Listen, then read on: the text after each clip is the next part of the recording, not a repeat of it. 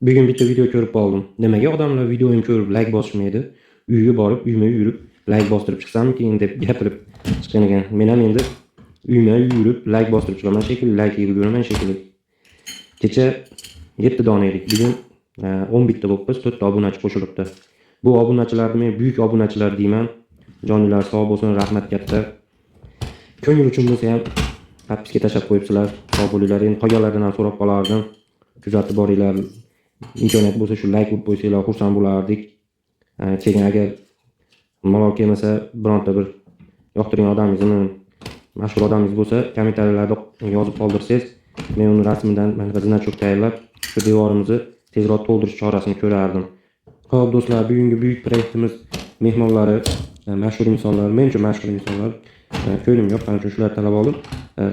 Bloger Rahmatullo Andijoniy, futbol sharhlovchisi Xalil Hamidov, O'zbek rep qiroli Shohrux Rep va xushmas va bloger Xushnud aka. Barchaga rahmat, kuzatib boring.